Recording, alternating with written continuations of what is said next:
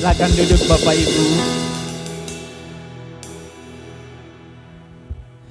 Mari kita siapkan hati kita. Sebentar kita akan dilawat dengan firman Tuhan. Kita buka hati kita, biarlah firman Tuhan yang kita dengar bisa menjadi rema dalam hidup kita. Sebab Engkau segalanya di dalam kehidupan kami Bapa. Kuasa-Mu memulihkan hati kami yang hancur. Kuasa-Mu memulihkan kehidupan kami. Terima kasih Tuhan Yesus.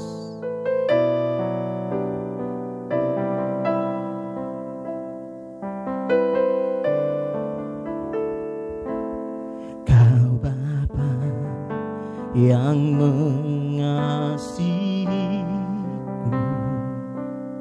kuasa-Mu memulihkanku, hati yang baru Kau berikan untukku dapat melihat rencana-Mu indah bagiku. Kau ada di setiap jalanku, hatiku haus dan lapar akan Engkau. Mari sama-sama nyatakan, Kaulah segalanya, amin, di dalam hidup.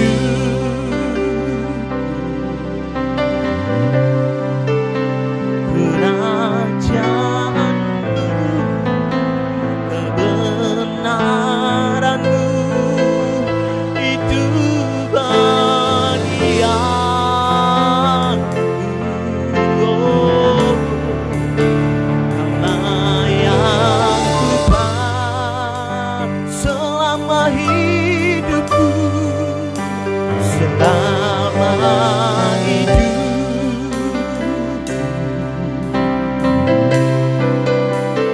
Mengasihimu, memuliakanmu, Bapa dan Rajaku. Engkau Bapa kami, oh.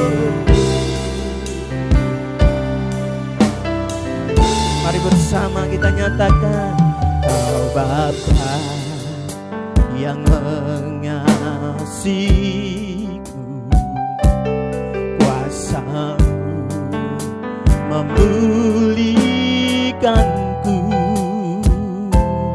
hati yang baru Kau berikan untukku dapat melihat. Katakan, rencana-Mu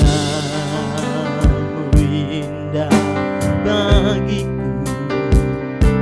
Kau ada di setiap jalanku,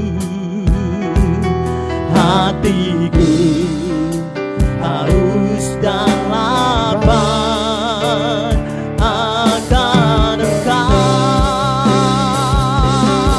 Oh, oh, Kaulah segala di dalam hidup kami Tuhan, di dalam hidupku. Katakan, kerajaan-Mu, kerajaan-Mu, kebenaran-Mu, itu bagian. Kaulah yang ku pandang selama hidup kami, selama hidupku.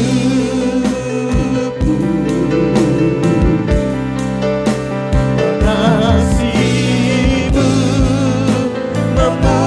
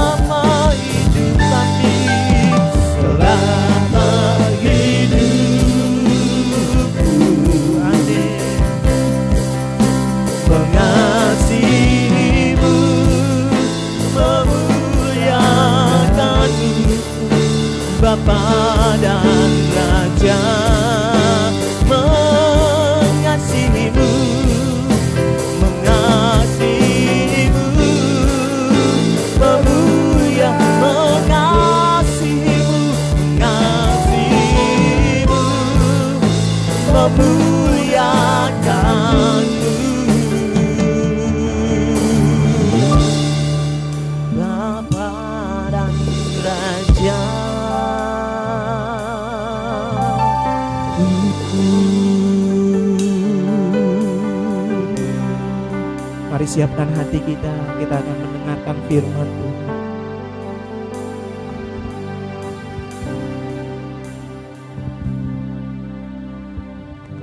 Kaulah segalanya.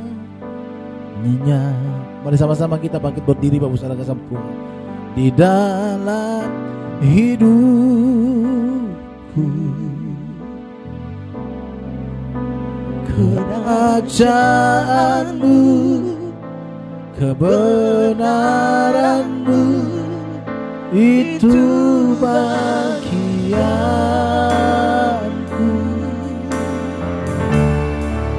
Kaulah yang kupandang selama hidupku,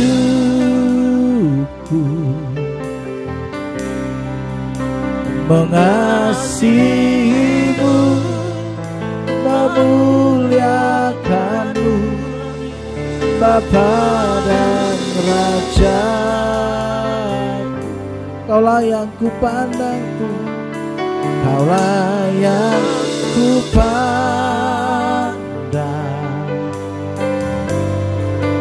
selama hidupku, mengasihimu, memuliakanmu, itu ajaku. Amin Tuhan. Aku pandang selama hidupku,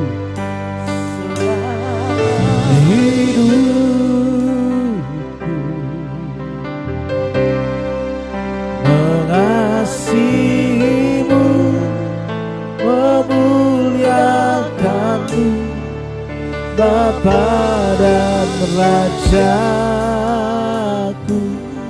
Mengasihimu, mengasihimu, memuliakanmu, Bapa dan Rajaku. Haleluya. Terpujilah nama-Mu Tuhan. Terima kasih Bapa, kami bersyukur. Kami naikkan sembah kami kepadamu Tuhan. Hanya Kau yang patut dimuliakan. Terpujilah nama-Mu selamanya. Terima kasih Tuhan. Haleluya, haleluya.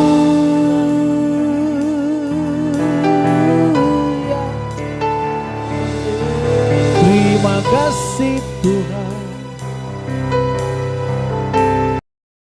Bapa,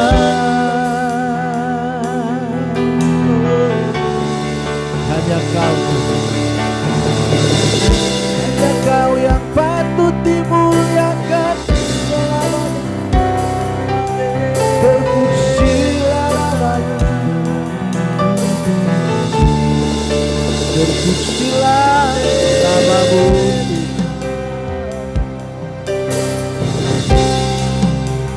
Hanya Kau Tuhan. Terima kasih, terima kasih.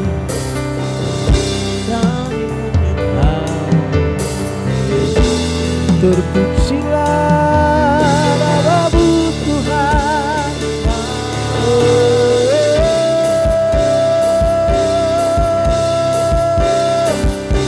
Kami menyembah-Mu Bapa, kami mengagungkan-Mu Tuhan, Allah yang kudus dan perkasa.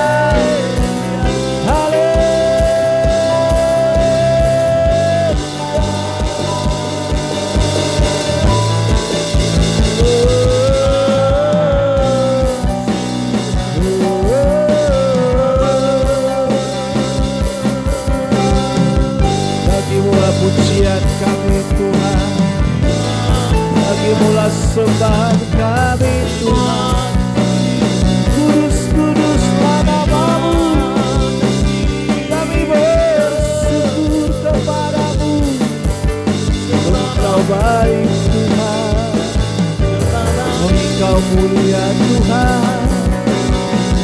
Kami menghormati-Mu Bapa surgawi. Kami menyembah-Mu Tuhan. Haleluya, haleluya, haleluya, haleluya, haleluya, haleluya, haleluya.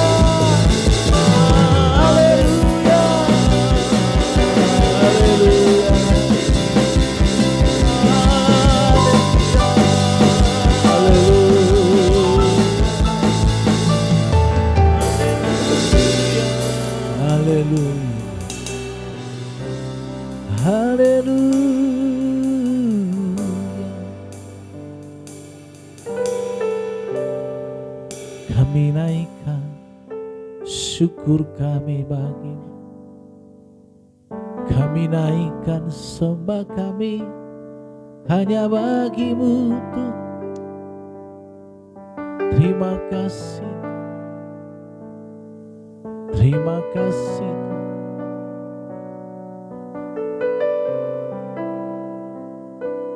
Terima kasih.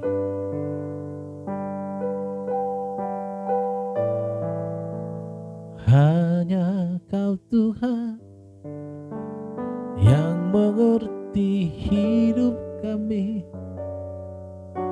Hanya Kau Tuhan yang memelihara hidup kami.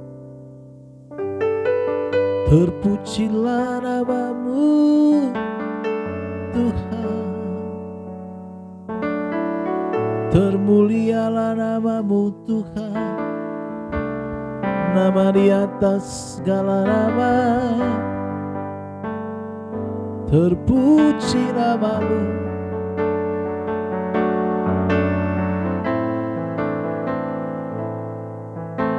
Segala nama. Bapa surgawi, kami datang kembali di hadapan-Mu bersama-sama dengan umat-Mu. Kami boleh berkumpul pada hari ini, menaikkan sembah kami kepada Tuhan. Ampunilah segala kesalahan dan dosa kami Tuhan.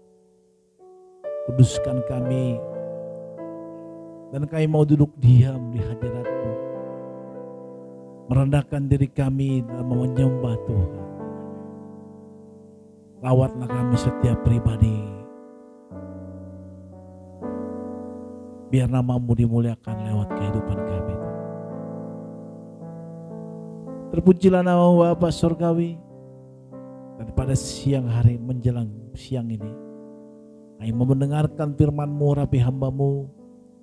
Setiap kata kalimat yang Hamba sampaikan isi hati-Mu dan kepada umat-Mu. Biarlah firman-Mu tertanam di hati kami Tuhan. Terpuji nama-Mu dalam nama Yesus Tuhan. Kami bersyukur dan berdoa kepada-Mu. Haleluya. Sama-sama kita katakan amin, amin, amin, amin. Silakan duduk kembali Bapak Saudara kasih Tuhan. Shalom. Puji nama Tuhan, Bapak Saudara Tuhan. Senang bisa kembali berjumpa dengan Bapak Saudara di tempat ini. Saya percaya semua kita dalam keadaan yang baik. Amin. Kalaupun hari ini Bapak Saudara tidak baik-baik, kita doakan, kita berdoa kepada Tuhan biar Tuhan yang melawat kita, yang memberikan sukacita dan sejahteranya kepada kita, sehingga melalui hidup kita besar kasih Tuhan, nama Tuhan dimuliakan. Saya percaya bahwa kita selalu ada dalam Tuhan, tidak akan pernah ditinggalkan oleh Tuhan. Sekalipun kita hari ini mengalami kesulitan, kesusahan yang berat, Bapak Saudara, percayalah di dalam Tuhan selalu ada jalan keluar. Intinya adalah apakah kita tetap taat kepadanya melewati proses-proses yang Tuhan berikan, yang Tuhan izinkan kepada kita. Bapak Saudara kasih Tuhan, mari kita buka Alkitab kita dalam Yohanes 3 ayat 1 sampai ayat 12. Ini akan menjadi pembacaan nats kita pada hari ini. Dan tema yang saya berikan kepada kita adalah berbuah, ya, pertobatan yang berbuah.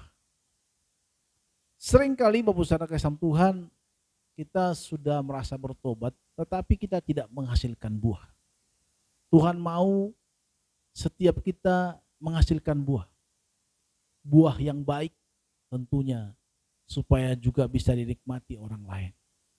Tujuan Tuhan memanggil kita Bapak Saudara kasih Tuhan bukan saja hanya untuk diselamatkan, tetapi tujuan Tuhan memanggil kita menjadi umatnya agar kita juga menghasilkan buah yang baik untuk kerajaan Allah, supaya orang ada di sekitar kita, orang melihat ada Kristus dalam diri kita, dan melalui hidup kita Bapak Saudara kasih Tuhan, nama Tuhan dimuliakan. Kalau kita baca dalam Matius 1, kita buka Alkitab kita, atau Bapak Saudara tidak membawa Alkitab, lihat di screen kita. Dikatakan di sana seperti ini. Pada waktu itu tampillah Yohanes Pembaptis di padang gurun Yudea dan memberitakan, bertobatlah, sebab kerajaan sorga sudah dekat.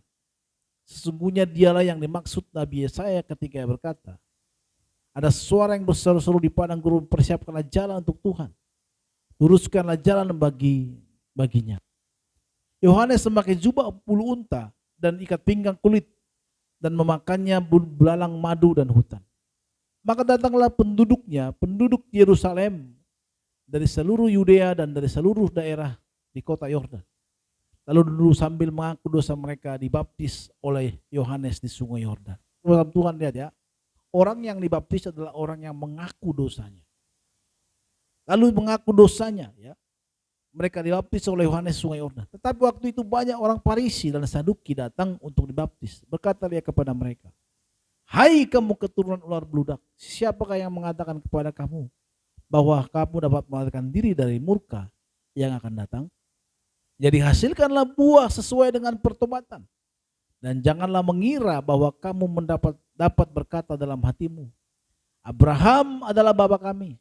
Karena aku berkata kepadamu, Allah dapat menjadikan anak-anak bagi Abraham dari batu-batu ini. Kapak sudah tersedia pada akar pohon, dan setiap pohon yang tidak menghasilkan buah yang baik pasti ditebang dan dibuang ke dalam api.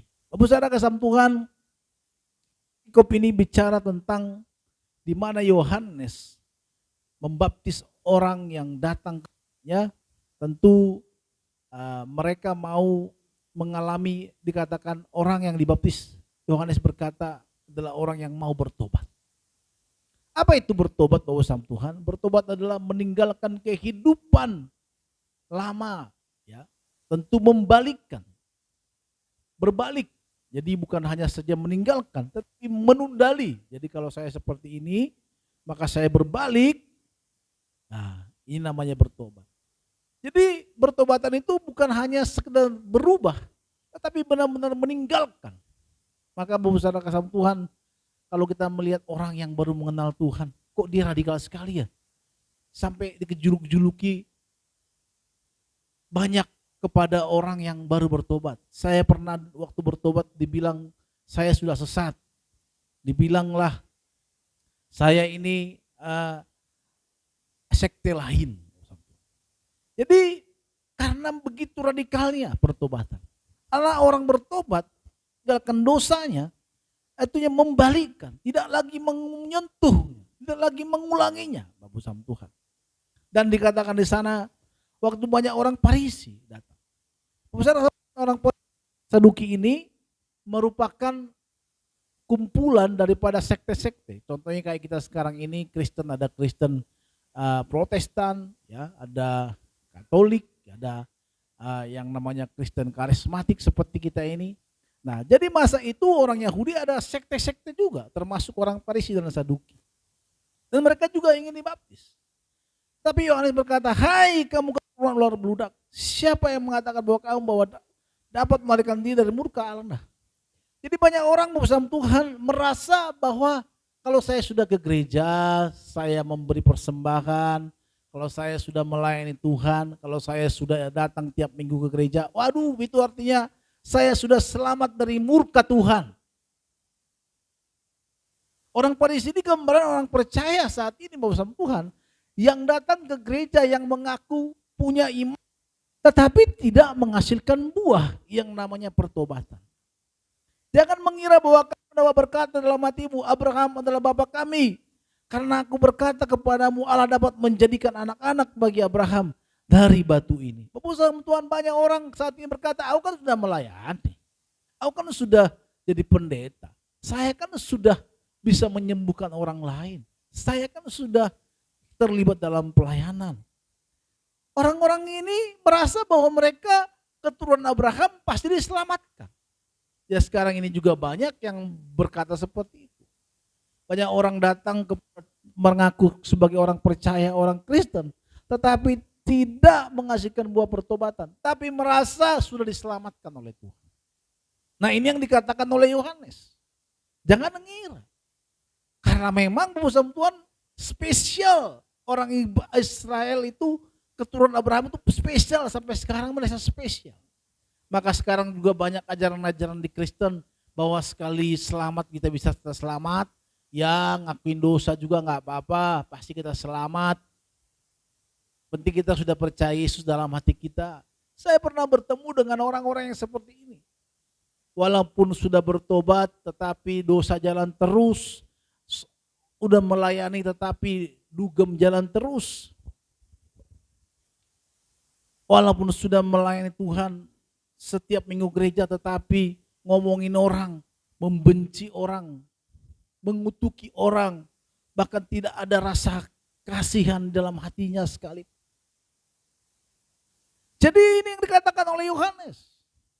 Orang Farisi dan orang Saduki ini adalah orang yang mengerti firman Tuhan. Sudah tahu kebenaran firman Tuhan. Titik koma daripada ahli Taurat sudah mereka tahu. Tetapi Yohanes tetap menegur mereka. Tuhan, sekarang ini banyak sekali kekristenan, bahkan hamba-hamba Tuhan yang mempertontonkan kemunafikan, keburukan. Sampai saya berkata seperti, Tuhan, siapakah yang menjadi teladan sekarang ini?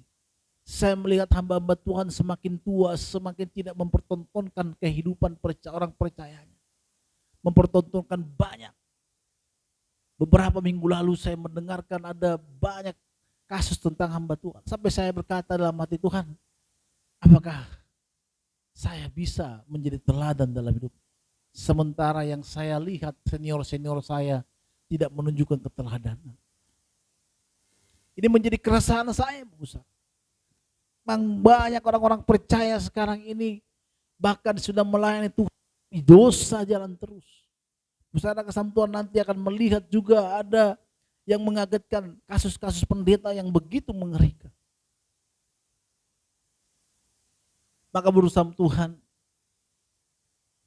Yohanes menegur kita hamba Tuhan dan juga kita mungkin jemaat di sini. Bukan saja kita datang ke gereja sudah cukup, menyembah Tuhan sudah cukup, ikut doa pagi sudah cukup, enggak. Tetapi harus menghasilkan buah, Bapak Saudara. Buah. Ini yang pertama. Kita orang percaya harus menghasilkan buah pertobatan. Tidak hanya sekedar ikut masuk ke dalam komunitas Kristen. Kalau hanya gitu, hanya memindahkan. Banyak orang yang karena galau di luar sana, nggak punya teman datang ke gereja, ya udah duduk di gereja, tetapi dosa jalan terus. Tidak ada buah yang dihasilkan dari pertobatan. Saudara kasih Tuhan, dan Yohanes menegur orang-orang yang tidak menghasilkan buah bersama Tuhan. Dikatakan kapak sudah tersedia. Bahwa akar pohon dan setiap pohon yang tidak menghasilkan buah pasti ditebang dan dibuang ke dalam api. Ini mengerikan. Jadi jangan kita menganggap, aku udah percaya Yesus ini, sudah melayani. Enggak, legal itu tidak bisa membuat kita untuk bisa menikmati kerajaan surga. Ya kalau begitu, apa dong gunanya kasih karunia, Pak? Kasih karunia adalah pintu di mana kita masuk kepada kerajaan surga. Tetapi apabila kita sudah menikmati kerajaan surga itu, menerima Yesus sebagai Tuhan, harus berubah. Kehidupan lama kita harus diubahkan, bertobat, menundalkan. Ini perkara serius Bapak sama Tuhan. Banyak orang takut tidak makan besok daripada takut akan Tuhan. Sekarang melihat begitu banyak orang takut kalau nggak makan. Makan bisa maling, bisa mencuri, bisa akan melakukan hal-hal lain. Karena takut tidak makan besok. Bahkan orang bisa mengganggu kehidupannya pun bisa diinjak. Yang penting bisa makan. Tetapi orang sekarang ini nggak gitu takut lagi tentang kerajaan surga. Orang nggak takut untuk kehidupan kekalnya. Hidup kita merasa bahwa hidup kita ini akan berlanjut beribu-ribu tahun. Seperti yang dikatakan oleh puitis, aku ingin hidup 1000 tahun lagi. Padahal usianya tidak sampai segitu. Saudara kasih Tuhan, percaya kepada Tuhan, menghasilkan buah merupakan satu hal yang perlu kita seriusi. Kenapa kita untuk dunia ini begitu serius? Untuk satu pekerjaan kita begitu serius, begitu sungguh-sungguh. Tetapi untuk Tuhan, kita nanti dulu. Nantilah sudah mau mati, saya baru ikut Tuhan. Kalau matinya ingat Tuhan. Kalau tiba-tiba ditabrak mobil, mati. Gimana? Maka bersama Tuhan mulai dari sekarang kita harus mulai serius mempersoalkan hidup kita terhadap Tuhan. Yaitu menghasilkan buah. Saudara kasih Tuhan, kalau ada orang maling sekarang ini, ada orang jahat, itu tidak langsung orang jahat. Saya ingat saudara kasih Tuhan, waktu saya di jalanan, saya itu nggak pernah mengambil hak orang. Tetapi waktu itu sama Tuhan, namanya di jalanan waktu itu ya, belum bertobat. Karena bapak saya dari kecil pun ada uang terletak di situ, saya tidak pernah mengambilnya. Tapi waktu itu ada dompet yang jatuh. Jadi belum bertobat ya. Kok bisa maling? Saya ambil. Saudara bapak saudara tahu nggak? Itu jantung saya dak-dik-duk, keringat dingin. Dan baru pertama kali itu saya mengambil. Itu bukan mencuri ya, karena memang jatuh. Tetapi kalau lama-lama saya biasakan itu, tentu itu akan terbiasa, nanti terbiasa, dan hal-hal besar pun saya akan lakukan. Contohnya bisa maling apa, udah biasa. Hati nurani kita itu nggak ada lagi dak-dik-duk. Jadi orang kalau jahat, harus dari sekarang, dari kecil sudah jahat ya. Udah biasa. Maling, menipu orang, udah biasa. Kalau pertama-tama dia nipu orang, pasti ditakut itu. Nggak enak nih. Walaupun dia nggak percaya Tuhan.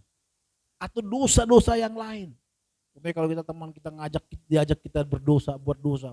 Waktu SMA contohnya kita, ayo buat lakukan ini, malingin mangga orang. Malingin mangga orang, kita kadang deg-degan. Tetapi kalau terbiasa udah lama-lama aja malingin mangga orang biasa. Bahkan bukan cuma 1, 2, 1 karung kita bawa ke atas. Kenapa? Udah terbiasa.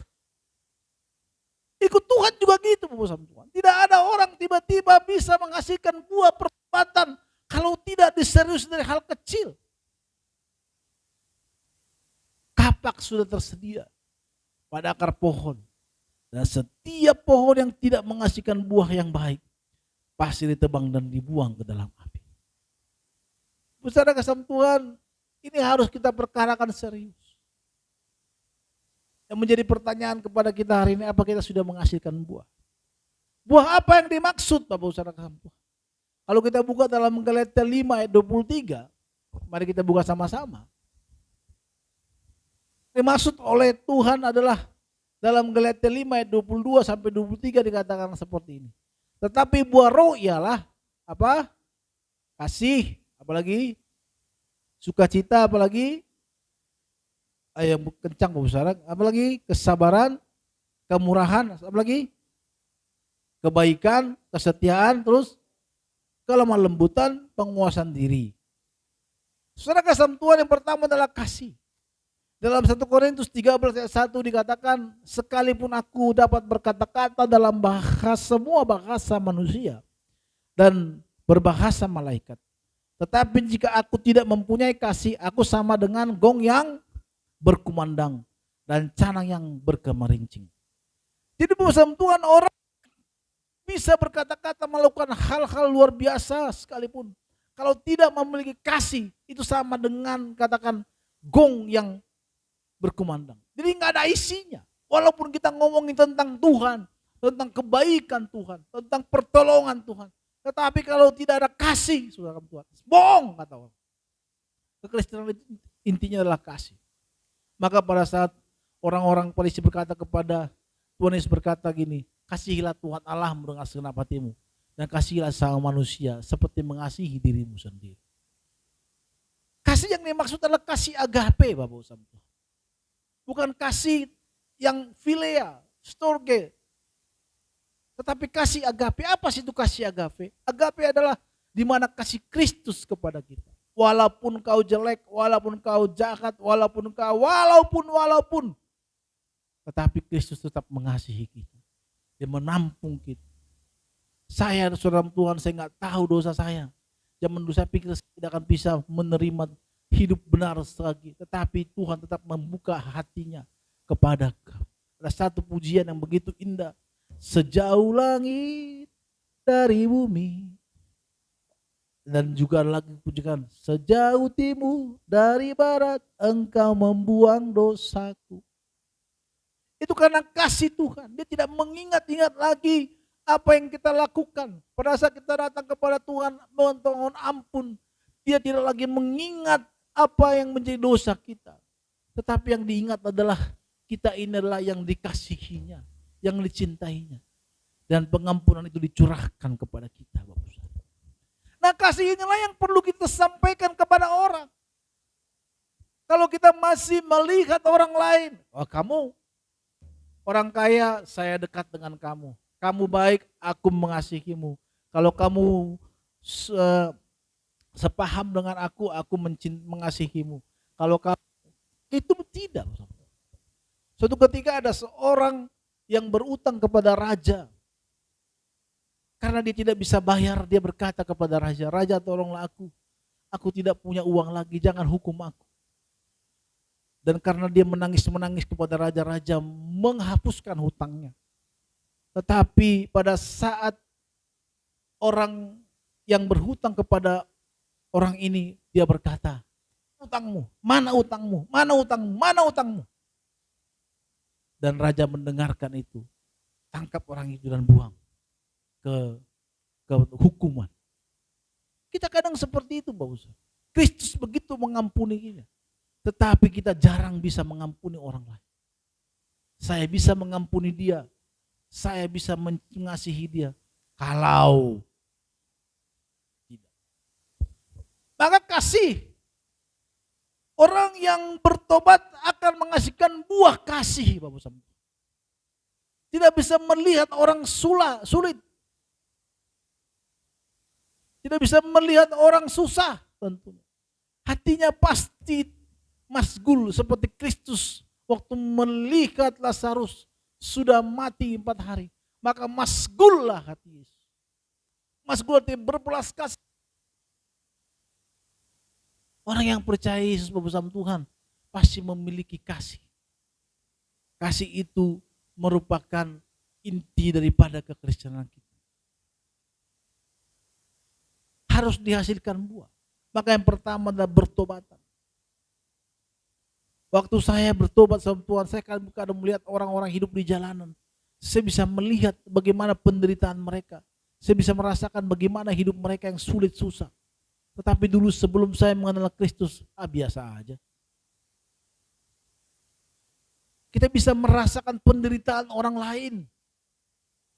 Itulah kasih Kristus. Kalaupun kita tidak bisa membantu dia, tapi kita dalam hati kita berdoa, Tuhan tolonglah orang itu agar dia bisa dilawat oleh Engkau, Tuhan. Kadang kalau saya dalam mobil ada orang yang sulit, tidak bisa saya tolong, saya sedang berdoa di hati Tuhan. Tolonglah Tuhan dia, pertemukan dengan orang yang tepat, sehingga dia bisa merasakan kebaikan, menikmati hidup ini. Orang yang bertobat menghasilkan buah yang namanya kasih. Apalagi dalam rumah tangga kita, Bapak Ustaz. Kasih itu penting. Teman-teman anak muda di sini yang belum menikah, saya mau katakan, Kasih itu penting dalam rumah tangga. Dalam rumah tangga pasti ada gesekan-gesekan yang begitu keras, begitu tajam. Maka perlu ada kasih dalam diri kita. Dalam mendidik anak-anak kita, di rumah tangga kita harus kita curahkan kasih. Kasih itu merupakan di mana kita bisa melimpahkan pengampunan kepada orang lain. Harus dalam rumah tangga kita dulu. Di rumah tangga dulu kita praktekkan kasih. Maka kita bisa melihat betapa inilah buah yang kita hasilkan. Coba mulai sekarang kita melihat apa yang sudah kita kerjakan. Apakah buah kasih itu sudah keluar dalam diri kita?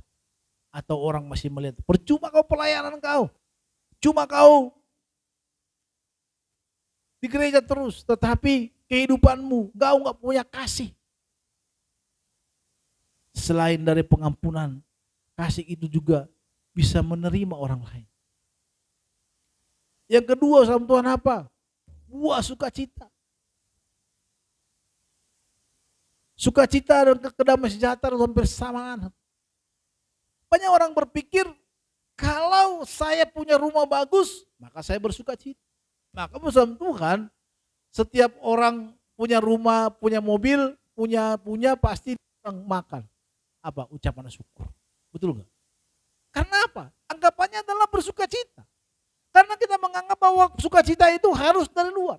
Yang dimaksud oleh Tuhan dalam sukacita dan sejahtera di sini bukan bicara karena dari luar, tetapi dalam diri kita. Mau kita tidak sedang damai sejahtera, mau kita dalam tidak baik-baik saja, tetapi tetap bersukacita, kita tetap berada damai sejahtera dalam diri kita. Mungkin keadaan kita hari ini sedang tidak baik-baik karena mungkin kita terjepit dengan masalah yang sangat berat. Tetapi kita bisa bersukacita. Itulah adalah pertolongan Roh Kudus dalam diri kita. Itu harus dikeluarkan dari hasil pertobatan kita. Oh, kok bisa Pak? Makanya ada Makarios. Makarios artinya sukacita yang daripada surga. Maka ada lagu, terima sukacita surga. Kalau zaman dulu saya, sukacita itu dipraktekkan kalau kita sedang menyembah Tuhan. Tiba-tiba ada ketawa-ketawa. Saya nggak tahu Bapak Saudara masih ingat nggak waktu itu. Ada roh tertawa. Hah? Saya pernah mengalami itu.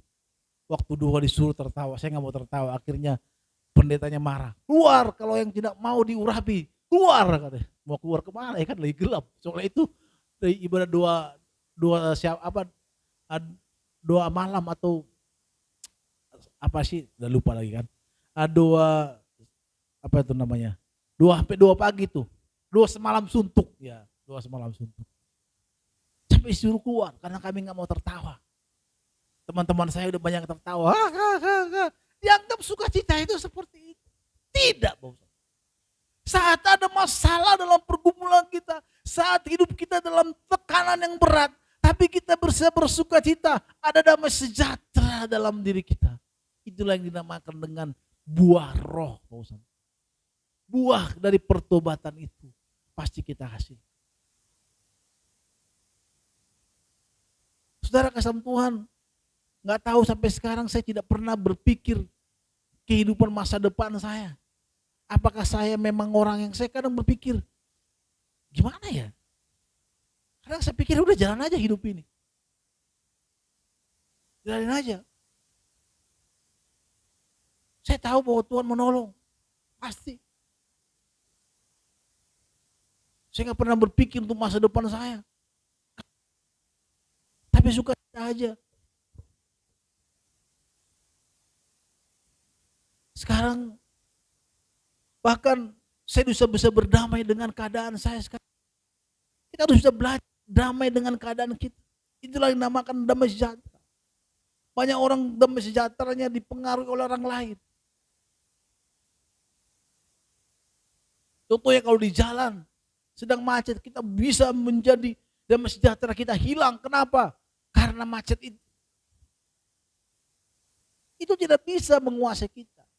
Harusnya buah roh itu kita tetap bisa berdamai sejahtera dalam diri kita. Dalam kemacetan, dalam keadaan hidup kita yang sulit, susah sekalipun, kita bisa damai sejahtera. Orang bisa, disitulah orang melihat, kok kamu tenang-tenang aja, hidup ini sudah susah. Waktu ketika bersama Tuhan, saya dari Batam menuju Jakarta, tiba-tiba menuju Jakarta ada turbulence dan pesawat itu jatuh, mungkin hampir lebih jauh, lama gitu. Semua sudah berdoa syafaat dan menyebut nama Tuhan Allahnya. Saya hanya diam. Ya udahlah, kalau mati mati aja.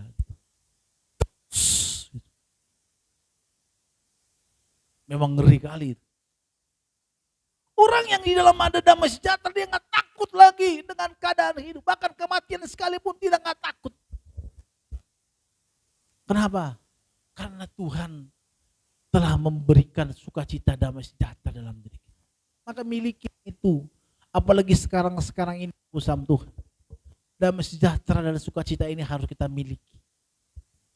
Jangan miliki damai sejahtera sukacita yang dari luar. Dunia ini makin banyak tekanannya, Bapak. Percayalah.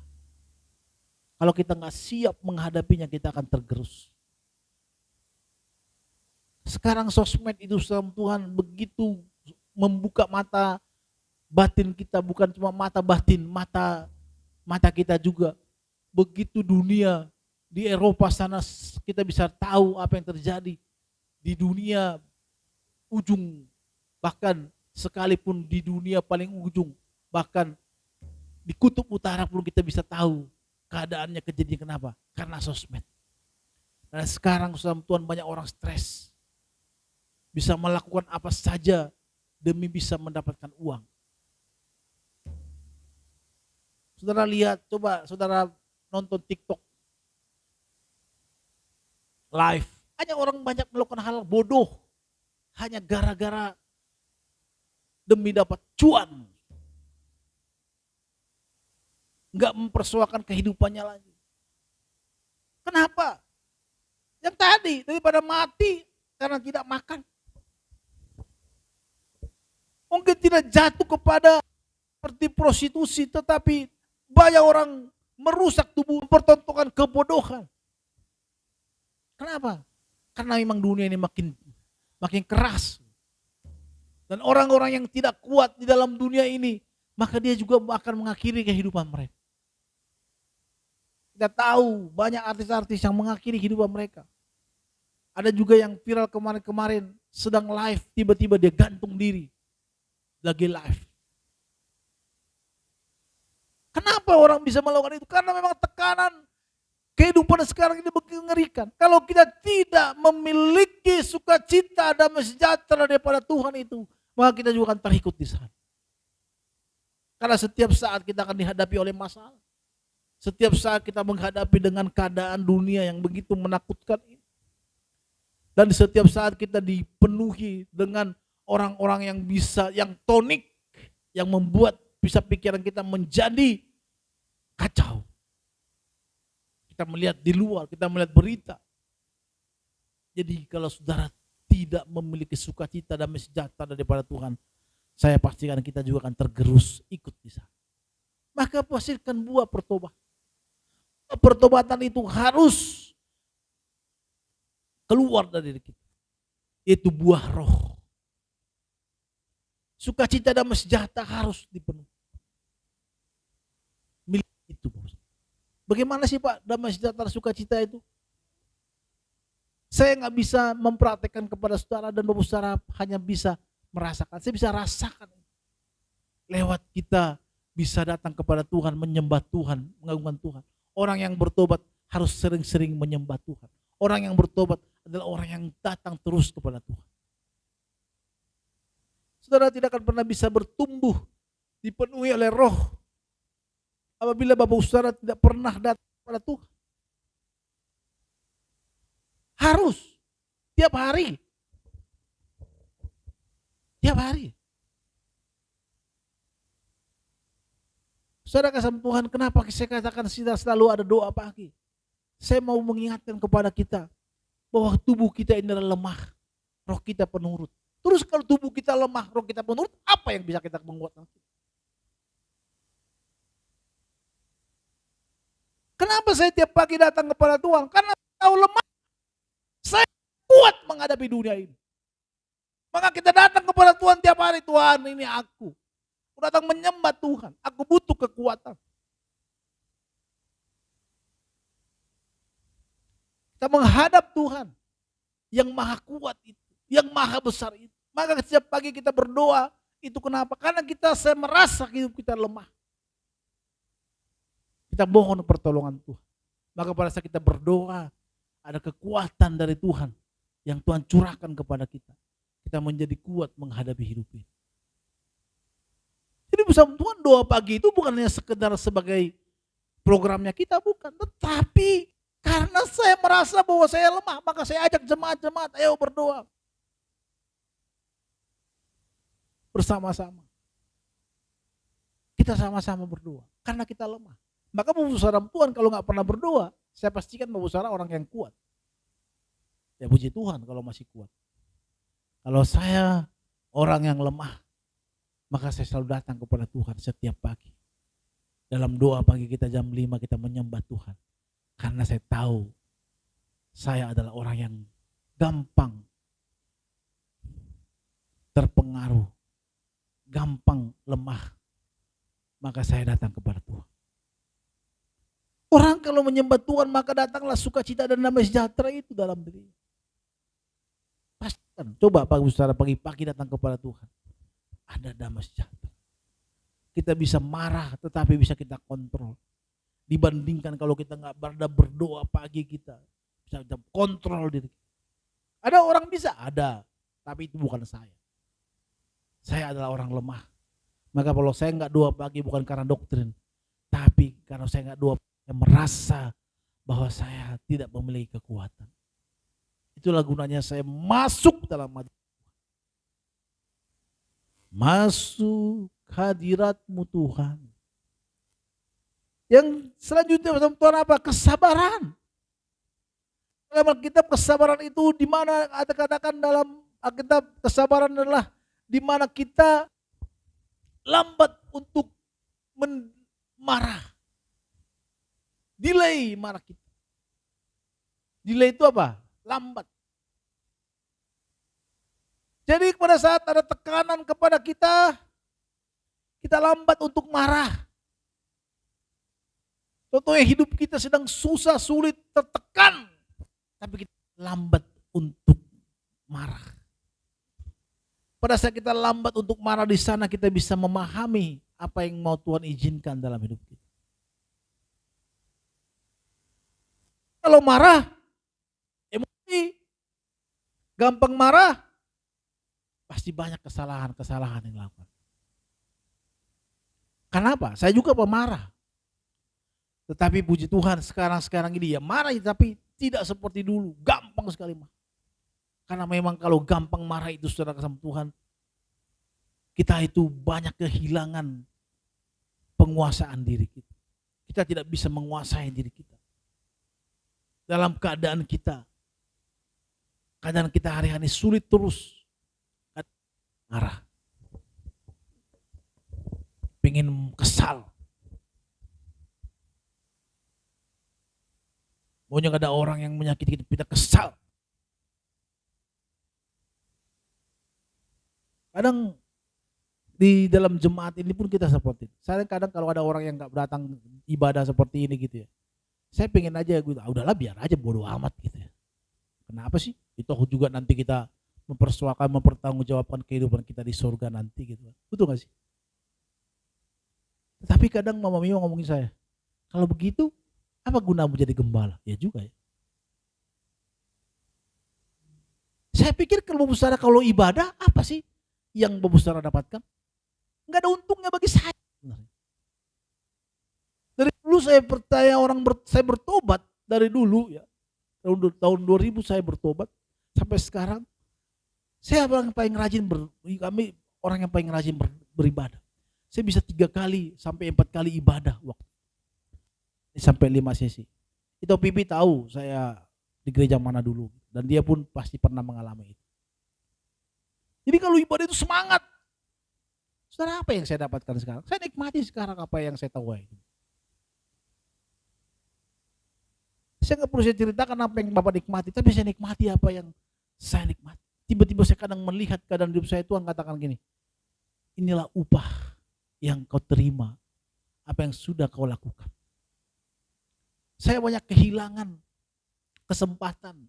Waktu saya diutus ke Batam, saya banyak kehilangan yang saya miliki dalam batin saya. Dan saya bilang ke Tuhan, Tuhan kenapa Tuhan izinkan terjadi kepada saya? Dan Tuhan bilang gini, sekarang nikmatilah. Saudara kesempatan kalau saudara beribadah kepada Tuhan, saya bukan teologi kemakmuran, tetapi saya mengalami itu. Gak mungkin saya bisa mengalami sekarang. Saudara tahu gak? Saya bukan saksian. Tamat SMA saya gak mau kembali ke Jakarta. Waktu SMP memang Tuhan panggil saya melayani Tuhan. Saya gak mau. Ngapain jadi pendeta? Gak ada uangnya. Maka waktu itu karena ada mobil datang kampung saya, gak ada kerneknya, saya jadi kernek. Kadang kotor gitu ya, ganti ban, ganti oli, baju kotor gitu. Kita nikmatin aja. Suatu ketika saya pernah disuruh guling ban. Itu di hutan. Karena mobil pulang ke rumah dulu, nanti mau balik lagi. Nanti kalau kita balik, lama untuk apa ini? Untuk tambal bannya. Jadi kamu guling aja bannya dulu. Saya guling, saya mau nangis. Di hutan loh. Hutan. Saya tahu bagaimana rasanya hidup susah, sulit. Gak mungkin saya bisa menikmati sekarang ini. Gak mungkin. Kalau bukan karena pertolongan Tuhan. Maka waktu saya beribadah, paling malas saya ibadah. Pasti tinggalkan. Tapi setelah saya bertobat, saya selalu ibadah. Gak pernah ketinggalan. Dan gak ada yang nyuruh saya. Dan gak ada gembala, itu ibu tahu. Gak ada gembala yang gak pernah menjumpai kita. Kenapa gak ibadah? Ya bodoh amat. Kalau kamu mau ibadah, ibadah. Kalau gak mau ibadah, ibadah. Tapi apa yang saya alami? Sekarang saya nikmati keadaan itu. Jadi orang-orang yang sungguh-sungguh mengasihi Tuhan, gak mungkin. Jadi saya ketemu dengan gembala di samping. Ditanya, anak bapak berapa? 2. Bapak 3. Wih, itu anak bapak yang cowok itu ya, yang main musik, iya semua dia bisa. Tapi puji Tuhan, iya Pak, tapi sekarang dia diterima di kejaksaan. Dalam hatiku. Saya bilang, saya ingat firman Tuhan. Orang-orang yang melayani Tuhan perkasa di bumi. Amin. Generasinya perkasa di bumi. Amin. Gak ada yang amin. Amin. Sekarang amin kan gak apa-apa. Tapi saya amin. Mama saya waktu dia janda, dia gak pernah kemana-mana. Dia ibadah. Hari Kamis, hari merdeka saya. Kenapa? Karena gak ke ladang. Karena dia merkur hari Kamis. Maka setiap malam kalau dia mau tidur, dia habis doa, dia nyanyi dulu. Itulah yang membuat kami tidur, saudara. Karena dia tiap malam nyanyi merkur.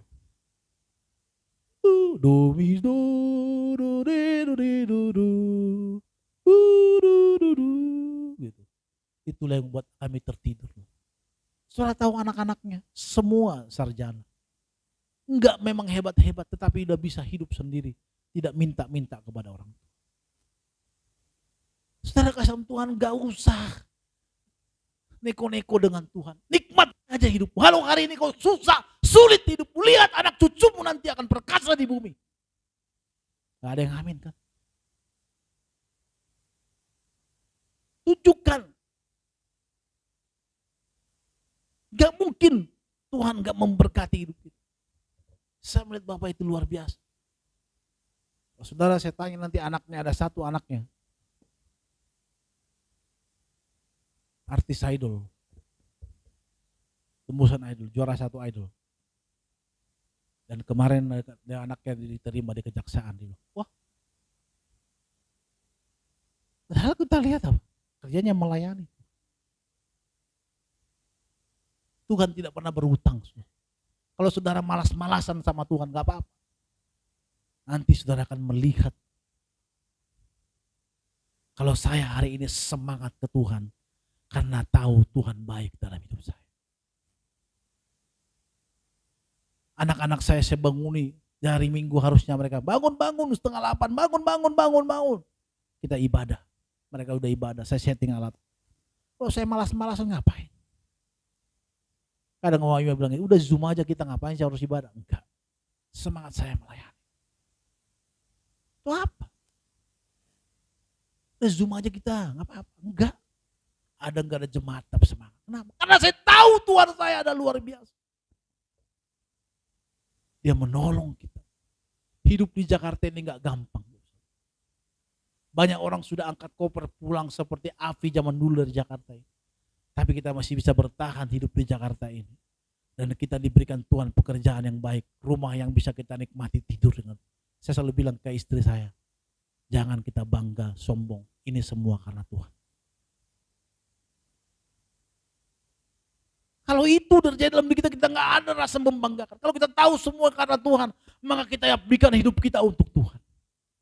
Kalau ada seorang yang mengatakan, Ronald yang baik kepada saya, contohnya dikasih saya uang 100 juta satu minggu, 1 bulan, nggak mungkin saya nggak menjaga. Ronald di mana? Ya Pak. Kalau ada orang yang seperti itu, ya, handphone saya pun saya taruh di dekat kuping saya. Suatu ketika ditanya Pak Luhut, handphone saya ada 2, dia bilang. 1 untuk umum, 1 untuk Pak Jokowi. Jadi handphone yang Pak Jokowi selalu aktif on. Kring! Wah, langsung bawa, ya siap Pak. Ya. Kalau istri saya, bosnya telepon, walaupun dia mata yang ngantuk. Siapa Pak? Ibu ini. Iya Bu, tadi kerja gini.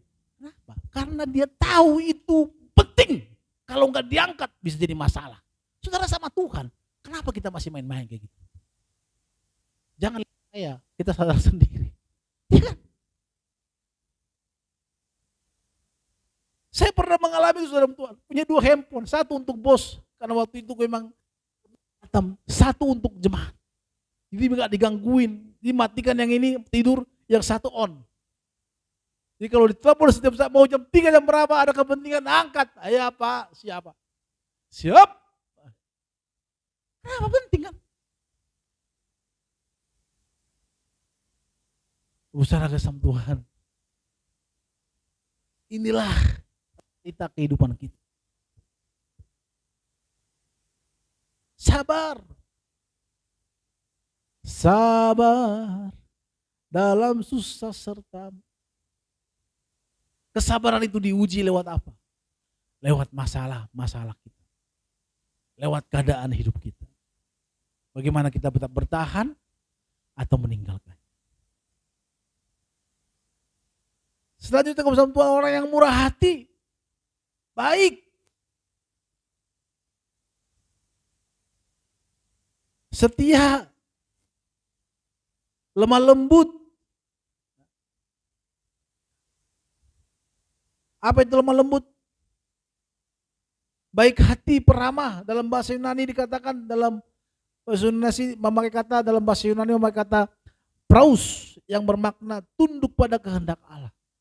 Jadi orang yang lembut adalah orang yang tunduk kepada kehendak Allah. Mau diajari dalam arti tidak sombong dan menerima pengajaran. Banyak menemukan orang-orang yang selalu merasa benar. Kalau dikhotbahi masih merasa paling hebat, masih paling tahu semua. Lemah lembut merupakan sikap batin untuk hidup secara rendah hati. Dalam kerendahan hati orang mendapatkan kekuatan dan menghadapi kenyataan dalam hidup. Jadi orang lembut adalah orang yang tunduk kepada kehendak Tuhan. Hatinya dilembut. Maka bersama Tuhan, lemah lembut dan terakhir dikatakan penguasaan diri, ini penting. Sekarang ini banyak orang tidak bisa menguasai diri. Bahkan ada orang yang sudah mencapai sukses hancur begitu saja karena tidak menguasai diri. Penguasaan diri harus kita miliki. Bagaimana sih caranya kita bisa menguasai diri kita? Tentu dengan Roh Kudus. Dengan bantuan apa? Coba kita saudara Tuhan berpuasa. Belajarlah berpuasa untuk menguasai diri kita. Saya tuh belajar sekarang sering berpuasa. Berpuasa itu bagus untuk kesehatan kita. Kemarin saya lihat di sosmed, saudara kasih Tuhan, puasa itu bukan saja buat kita menemukan kehendak Tuhan, tapi dikatakan puasa itu juga ada salah satu untuk meregenerasi, merecover segala tubuh-tubuh kita yang rusak. Saudara tahu nggak, apabila kita berpuasa contohnya dari jam 6 sore sampai jam 10 pagi, artinya itu lemak-lemak kita dimakan oleh sel-sel. Karena memang sel-sel tubuh kita itu kan memakan yang sel-sel yang mati, dia makan. Setelah itu nanti kalau kita masih panjang berpuasa sampai jam 12, maka dia akan makanin seperti virus-virus yang ada dalam tubuh kita. Kalau tetap berpuasa terus kita berpuasa sampai sore, maka dia makan sel-sel yang merusak, yang merusak tubuh kita. Puasa itu bagus. Selain kita mengendalikan diri kita. Kenapa sih katakan kita perlu puasa? Kadang kalau berpuasa itu tiba-tiba ada makanan enak, di sana kita ditantang, apa kita tetap melanjutkan puasa kita atau enggak? Dunia ini banyak loh godaannya. Apalagi kita laki-laki, ya. Laki sekarang, perempuan pun banyak. Kalau tidak berpuasa, banyak orang yang terjerumus kepada hal-hal yang tidak baik. Mari kita belajar berpuasa supaya menguasai diri kita. Inilah yang perlu kita hasilkan dari ruah roh kita. Itu kasih, sukacita, damai sejahtera, kesabaran, kemurahan, kebaikan, kesetiaan, kelemah lembutan, penguasaan diri. Tidak ada hukum yang menentang hal itu. Ini yang perlu kita miliki. Kalau kita percaya kepada Tuhan dan kita bertobat, ini harus kita hasilkan. Miliki ini. Kalau belum bersama Tuhan, mari kita minta kepada Tuhan agar terus dihasilkan buah-buah yang baik lewat hidup kita. Setia. Kita belajar setia. Kemarin boru, saya bilang begini. Orang yang tidak setia, saya mengatakan akan terombang-ambing hidup. Suatu ketika istri saya ngomong gini ke saya, ada tawaran waktu kita mau pindah ke Bali. Dia bilang gini, kita pindah ke Bali aja Pak. Aku lebih suka, emang cita-cita aja dari dulu pengen ke Bali. Saya bilang gak usah, ngapain? Kita sudah mengembalakan. Dan kedua dia bilang ada tawaran yang paling bagus kerjaan waktu itu. Dia bilang bagus ini. Saya bilang gak usah, kita masih bisa hidup untuk hati ini. Kita bisa makan. Nikmatin aja pekerjaanmu sekarang. Kalau Tuhan izinkan kau kerja di situ, biarkan. Tapi kayak seolah-olah nanti pasti, benar. Orang yang setia akan mendapatkan hasil.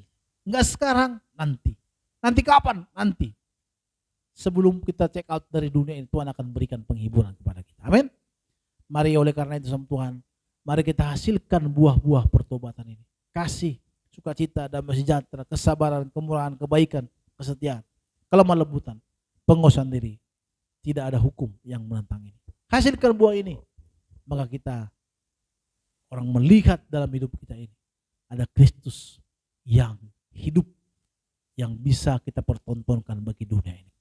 Berkati ya, saudara Tuhan, mari kita datang di hadapan Tuhan, tundukkan kepala kita sebelum kita masuk kepada perjamuan kudus. Bapa surgawi, kami bersyukur bagimu, terima kasih buat firman-Mu yang boleh hamba sampaikan kepada jemaat-Mu. Berkati kami semua, kuatkan kami, biarkan hidup kami, tolonglah kami Roh Kudus agar kami bisa menghasilkan buah-buah yang baik lewat pertobatan kami. Kalau belum, tolong kami Tuhan, agar pertobatan kami bisa terus menghasilkan buah untuk kemuliaan nama Tuhan.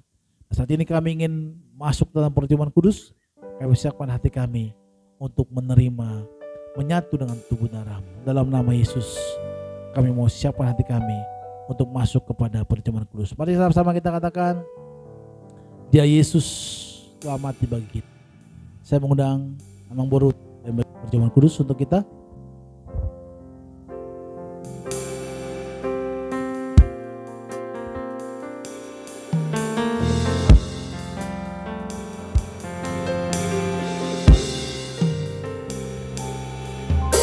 Dia Yesus telah mati bagiku.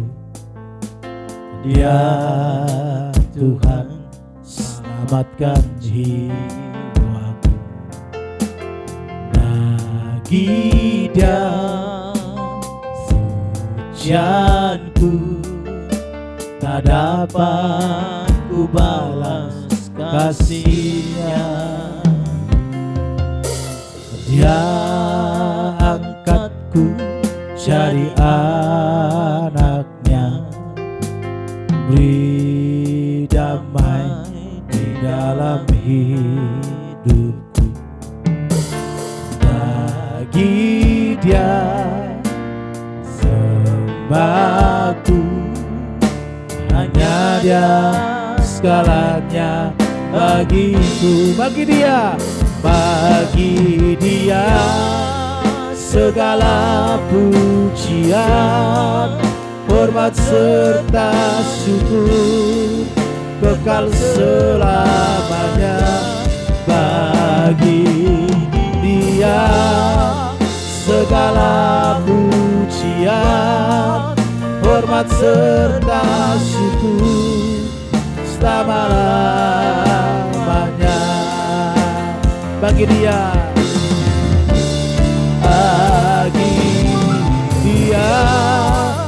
segala pujian, hormat serta syukur kekal selamanya. Bagi Yesus segala pujian, hormat serta syukur selama-lamanya. Selama-lamanya,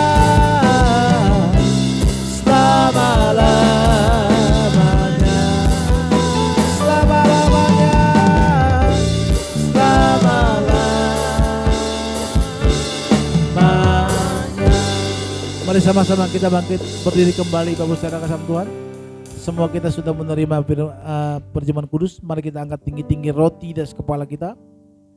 Sebab apa yang telah ku terima daripada-Mu, aku terima dari Tuhan, yaitu bahwa Tuhan Yesus pada waktu malam Ia menyerahkan, Ia mengambil roti dan sudah itu Ia mengucap syukur atasnya, Ia memecah-mecahkannya dan berkata, inilah tubuhku yang diserahkan bagi kamu, perbuatlah ini menjadi peringatan akan aku.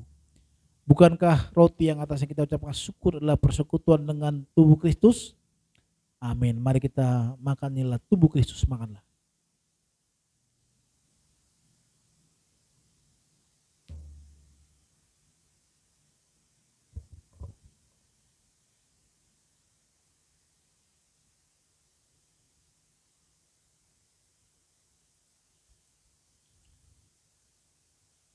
Jika sudah, mari kita angkat anggur ini tinggi-tinggi di atas kepala kita.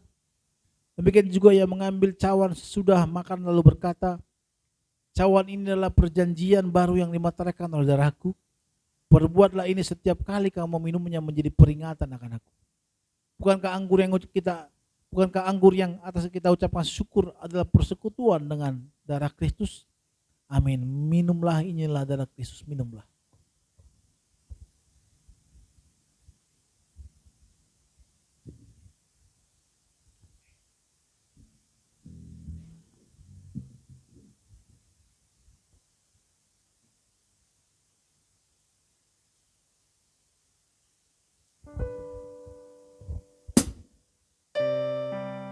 Mari kita bersyukur, berterima kasih kepada Tuhan. Angkat kedua tangan kita. Kita mengucap syukur buat tubuhnya, buat darahnya. Terpuji nama-Mu Tuhan. Haleluya. Terima kasih Tuhan. Terpujilah nama-Mu. Haleluya.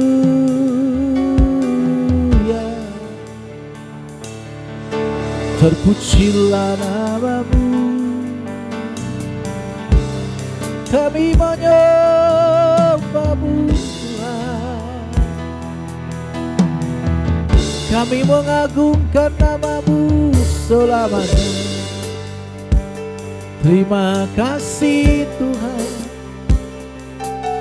Haleluya. Oh,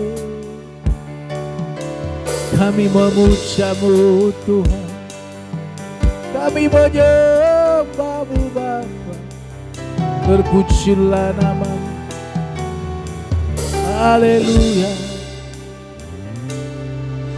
Terlalu besar darah-Mu, pengorbanan yang Kau berikan bagiku. Terlalu besar darah-Mu Yesus, tercurah untuk menebus hidupku. Terlalu besar kasih-Mu Bapa, pengorbanan yang Kau berikan bagiku. Terlalu mahal darah-Mu Yesus, tercurah untuk menebus hidupku. Terlalu besar kasih-Mu Bapa, pengorbanan yang Kau berikan bagiku. Terlalu mahal darah-Mu Yesus, tercurah untuk menebus hidupku. Tercurah untuk menebus hidupku.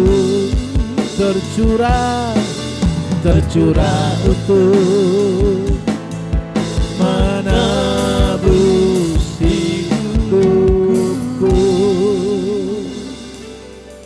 Bapa, terima kasih kepadamu. Kami sudah menyatu dengan tubuh dan darah-Mu. Kami mengingat kembali karya-Mu di kayu salib, di mana pengorbanan yang luar biasa, penderitaan yang luar biasa yang Tuhan Yesus rasakan untuk kami, supaya kami terbebas dari dosa ini. Tuhan, terimalah pujian penyembahan kami sebagai rasa syukur kami, dan juga apa yang Kamu berikan sebagai persembahan kami untuk segala kemuliaan nama Tuhan. Sebelum kami mengakhiri ibadah kami ini, kami mau berdoa buat anak-anak. Kami mengundang anak-anak boleh maju ke depan. Kita mau berdoa buat mereka.